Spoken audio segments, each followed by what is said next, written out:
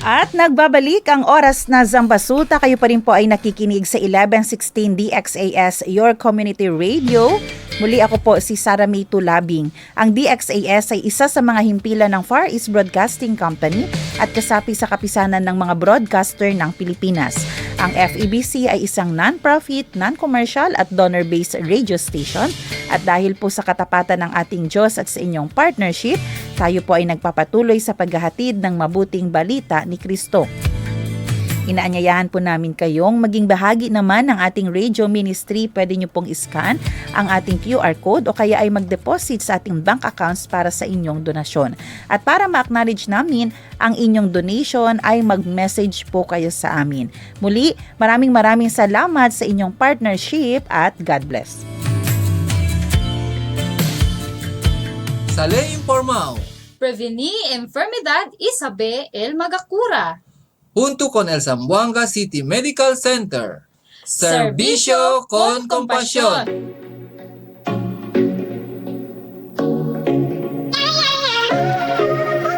Alam niyo po ba na ngayong May 10, 2026 ay ating ginugunita ang World Lupus Day. Ito po ay upang mapataas ang awareness o kamalayan tungkol po sa lupus na isang sakit kung saan inaatake ng immune system ang sariling katawan. Layunin po ng araw na ito na hikayatin ang maagang pagsusuri, tamang gamutan at pagbibigay suporta sa mga taong may lupus, pati na rin ang pagpapalaganap ng kaalaman upang mabawasan ang maling paniniwala tungkol po sa sakit na ito.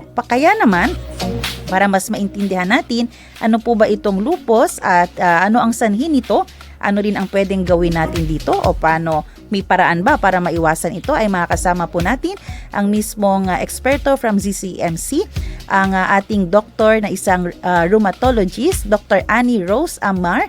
Doc, good morning. Welcome po sa DXAS. Good morning, ma'am. Good morning sa lahat ng viewers natin at sa mga nakikinig po sa radio. Yes, good morning po. At ang ating tema po, alamin ang lupus, agapan ang sintomas, buhay ay iligtas. Siguro po, Doc, no, itong sakit na lupus, yung iba siguro aware o may idea, familiar kasi nga may artista na may ganitong sakit. Pero po para doon sa mga hindi pa talaga wala pang alam ano ito, pwede po ba nating ipaliwanag, Doc? Ano po ba itong lupus? Opo. So bale naging medyo matunog po yung lupus the past years because nga yun nasabi nyo po may isang artista nagkaroon at binunyag naman niya sa publiko, no, yung kanyang sakit. So naging marami nang nakakaalam regarding sa autoimmune. So ang lupus po ay isang autoimmune na sakit. So kung saan ang sariling immune system na dapat magpoprotekta po sa atin kasi pinoprotektahan tayo ng immune system against viruses, bacteria, mga infection sa ibang mga foreign bodies ay nagkakamali po at inaatake ang sariling katawan. Mm-hmm. So dahil dito, maaaring maapektuhan ang iba't ibang organs tulad ng balat, nagkakarashes, kasukasuan, arthritis, at kidneys, common po. Dugo din at pwede pang maging utak o kahit anong parte or organ sa katawan, pwede po. Okay, Doc. Pero ano po ang cause po dito, Doc? Bakit inaatake niya po mismo yung katawan natin? So bale, autoimmune po kasi, no? Ang autoimmune ay tinatawag nitong autoimmune kasi auto, ibig sabihin sarili, at immune system yung depensa. Mm-hmm. So ang nangyayari po, nagkakaroon po ng mga antibodies ang katawan dahil sa sakit. So, ang auto-antibodies, ibig sabihin, sariling cells or ang sariling depensa mo ng katawan ay umaatake sa sariling cells or sariling organs. So, sa lupus, nagkakaroon po ng mga abnormal antibodies na nagdudulot ng iba't ibang inflammation or inflamasyon sa katawan. Mm-hmm. Sa atin po, sa bansa natin, Doc, gaano po ka-common ito? Sino po ang... Yes po. Sino po yung mas madalas din po, Doc, ang tamaan nito?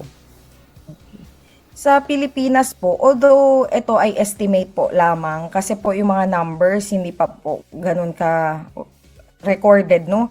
So, based sa mga estimate, ang prevalence po ng lupus ay 30 to 50 cases per 100,000 people.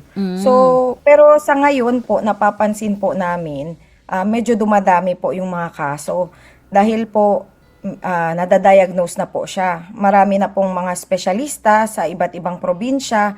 So, siguro dati kasi hindi siya nakakount yung numbers kasi hindi po din nalalaman, no? Tapos mas madalas, hindi po nagpapakonsulta, so hindi rin nalalaman ng mga doktor, so hindi rin siya nakakount. So mas madalas po ang naapektuhan ng lupus ay mga kababaihan, mga babae po, edad 15 to 45, so mga young ones, so mga bata. Sa bawat isang lalaki, 9 na babae po ang naapektuhan. So masyadong going to the female po yung mga population affected. So ito ay may kinalaman din po sa hormones ng babae, which is estrogen, na may connection po sa paano nabubuo po yung sakit. Kaya mas naapektuhan po yung mga babae. Dito po sa ZCMC, ano po yung observation natin, Doc? Marami rin po ba ang nadadiagnose na, ang nadidiscover na may ganitong sakit sila? Yes po, sa CCMC ngayon, tumataas po yung kaso. Kaya siguro kailangan din po namin i-profile para at least alam din ng publiko kung dahil dumadami na po, dahil nakikita na po may mga test po tayo na available po sa Zamboanga. So ang ZCMC gumagawa po ng paraan kasi parang nagpa-partner sa ibang hospital para at least magawa po yung mga test. At sa mga pasyente po sa Zamboanga City Medical Center, once admitted po yung pasyente, libre po yung mga test na yon, which is itong mga test na to ay medyo mahal. May kamahalan po kasi special po yung mga test. Mga antibodies po ang chine-check. So, medyo mahal po compared sa ibang mga laboratory workups na ginagawa. So, yun po. Dok, may mga haka-haka at siguro time na rin po para ma-correct natin ito. May nagsasabi na nakakahawa ito, nakuha po ito sa partner, no? Yung parang connected sa HIV, meron din po namamana. Alin po ba doon ang totoo at hindi totoo, Dok? Okay. So, ang lupus po ay hindi po nakakahawa. Gaya nga ng sinabi ko, isa siyang autoimmune na sakit. So, ito po ay nabubuo dahil sa genetic predisposition. So, ibig sabihin, sa pamilya natin, hindi naman kailangan nanay at tatay, basta may kapamilya ka na may autoimmune, hindi eksaktong lupus, pwede pa rin po. May autoimmune disease, so genetic predisposition, at the same time, environmental factors. So, marami pong interplay po to siya. So, dapat both. Tapos, nagkakaroon ng trigger. So, kaya po nagkakaroon ng lupus. Hindi po siya nakakahawa. So, kapag may kapamilya kayo na may lupus, hindi po kailangan i-isolate.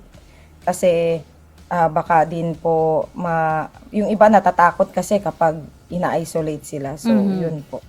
So, hindi rin po siya, Dok, no, yung parang tulad sa HIV, pag may partner, may physical, hindi po. Oo, hindi rin po siya ganun. Oo, kasi yung iba yun ang nasa isip kasi ganito ang background, ganyan po. Ito po, Dok, dahil nasabi niyo po kanina, 15 years old po, Dok, no, tama? Pwede Yes nang po. pwede nang magkaroon ng mga symptoms. Bukod po ba doon sa mga sinabi niyo kanina, Dok, na mga rashes, may mga ibang symptoms pa po or ano yung mga unang symptoms na dapat po nilang tingnan para po masabi nila na dapat nang ipa-check up?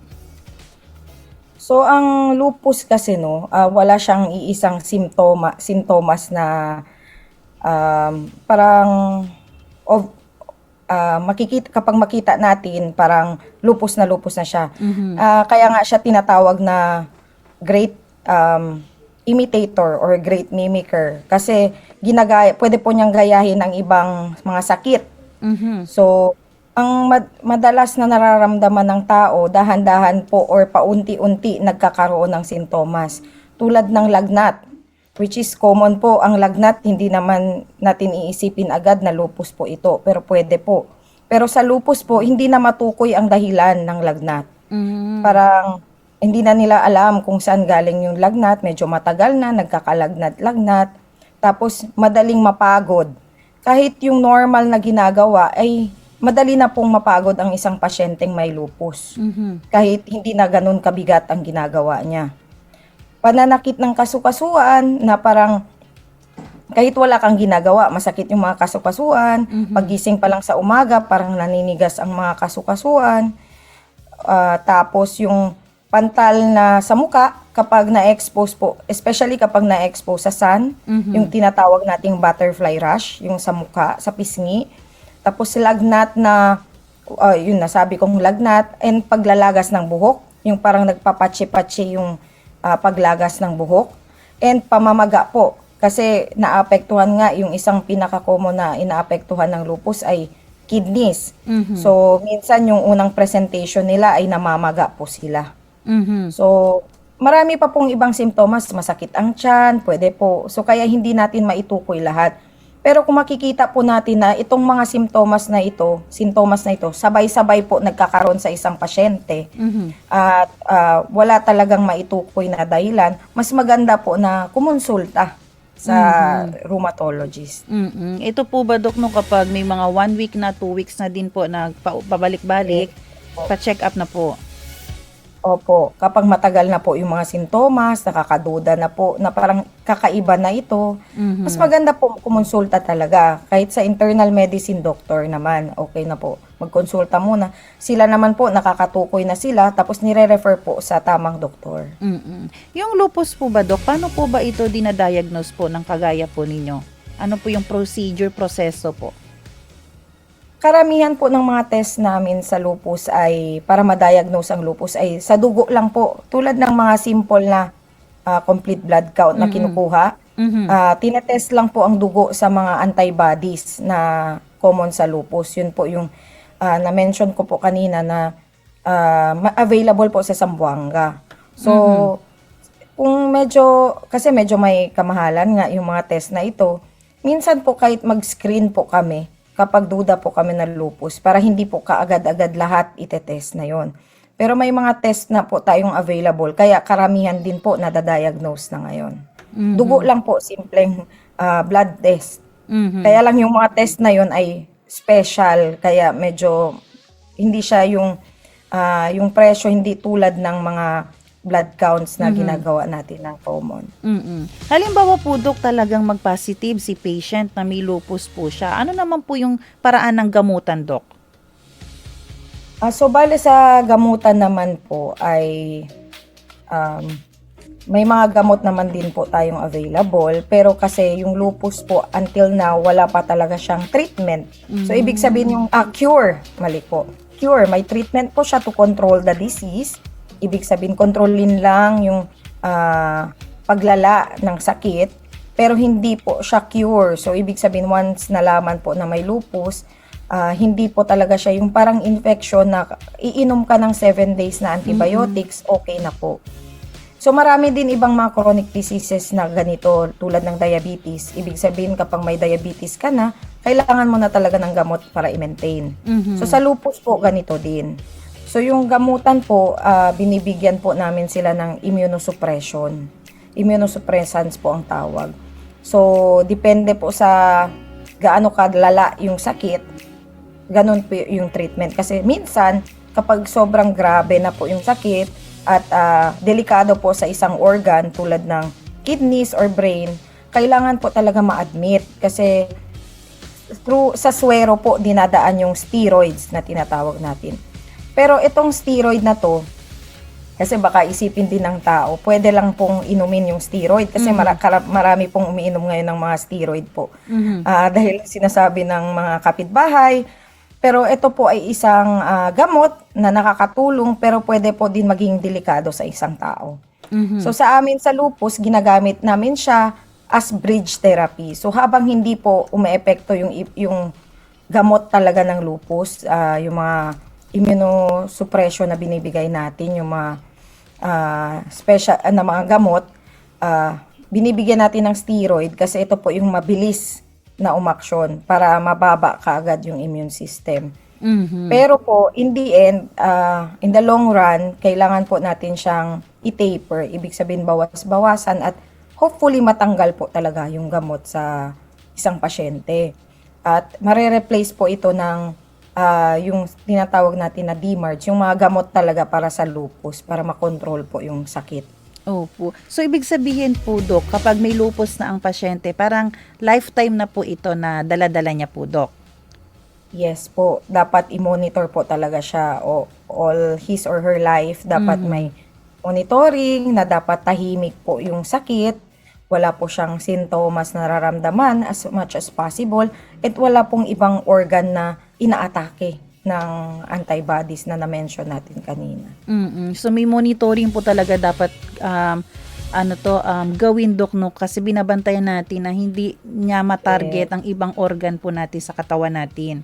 Yes po. Oo. At may mine-maintain din po ang isang pasyenteng may lupus. Pero, Dok, mahal po ba ang ganitong gamutan, Dok?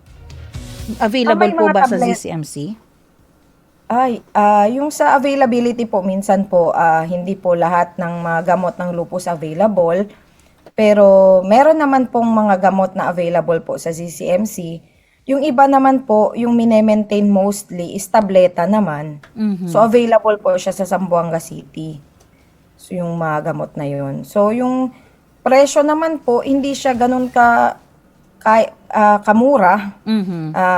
Yung isang gamot na mine-maintain talaga ng isang pasyenteng may lupus, yung hydroxychloroquine, yung mga presyo niya siguro mga 50 pesos, ganun.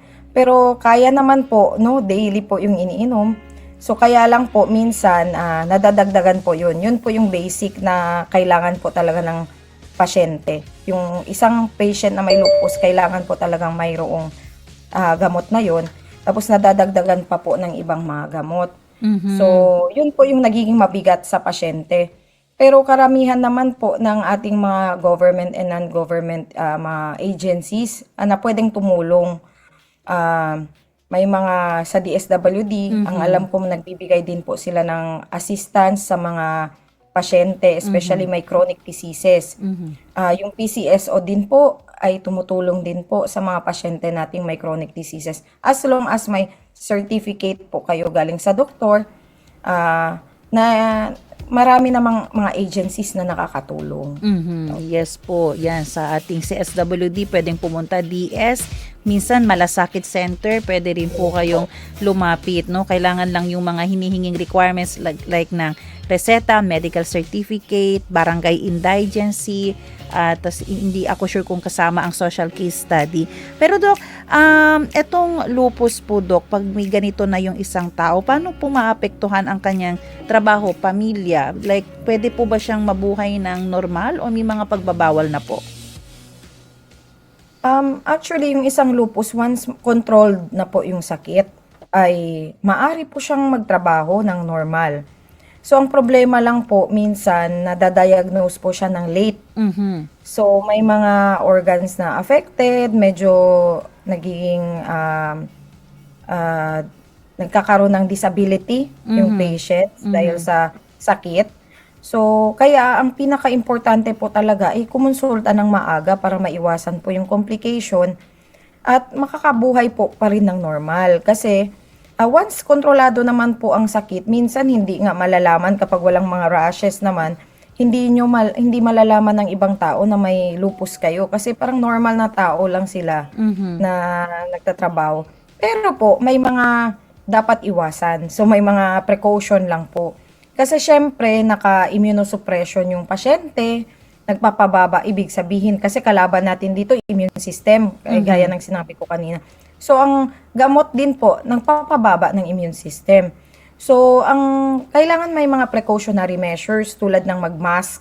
Kapag marami pong tao, mag-mask po talaga, which is nagagawa naman natin ngayon kasi dahil sa nangyari po sa COVID, medyo sanay na po yung mga taong mag-mask.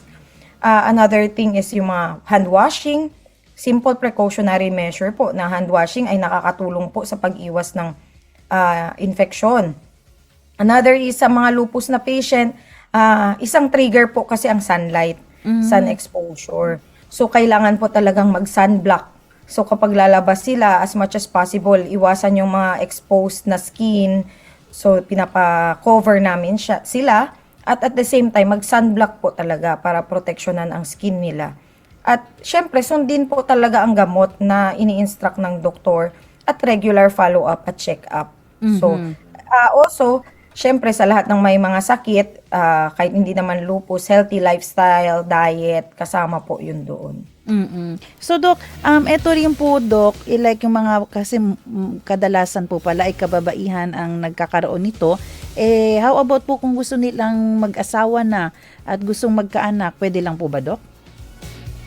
Sa pagbubuntis naman po, syempre kung bago pa lang po na-diagnose ang lupus, medyo aktibo pa po yung sakit, ang ina-advise po talaga namin is kontrolin muna ang sakit.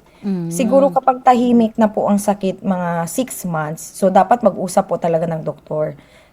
Kasi kapag once po nabuntis yung isang pasyenteng may lupus at hindi pa kontrolado ang sakit, marami pong pwedeng mangyari na delikado para sa pagbubuntis niya at the same time sa sakit niya na lupus, pwede pong mag-flare.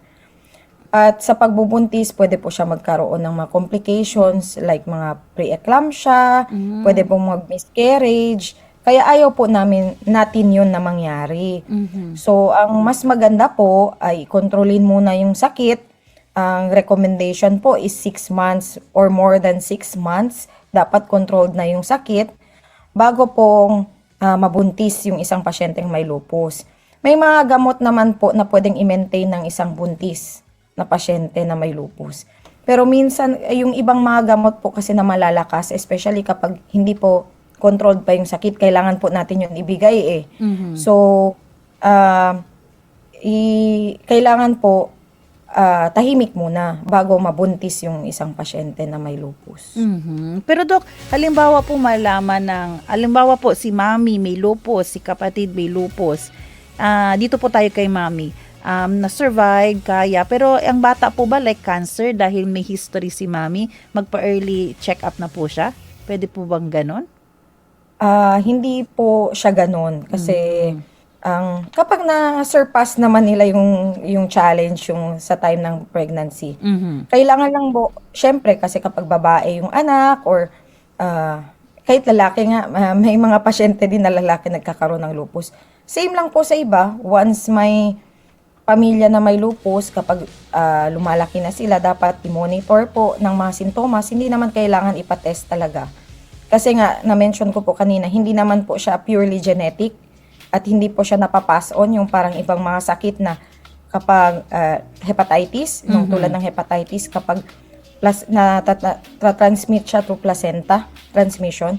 So, ang lupus hindi po ganun. Interplay po siya ng genetic predisposition at environmental factors. So, hindi po agad-agad nagkakaroon. Pero kailangan lang po magbantay. Kapag nagkakaroon ng sintomas, of course, nalaman na po natin na may relative tayo na may lupus. So, kailangan po mas maging mapagbantay kung sa mga sintomas po na nagkakaroon yung pasyente. At kumonsulta ng maaga kung meron man. Ayan. So, lastly po, Dok, no, saan po sila, if ever po, no, may mga nararamdaman na sila symptoms, yung narinig nila ngayon, medyo may ganun sila, saan po sila maaaring magpatingin o humingi ng tulong? At ano rin po ang inyong advice na rin po sa kanila?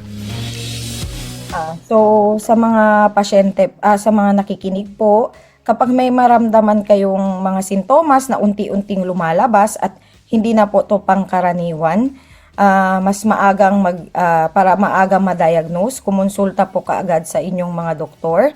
So sa amin po sa Zamboanga City Medical Center, kami pong mga rheumatologist ng Zamboanga, no, si Dr.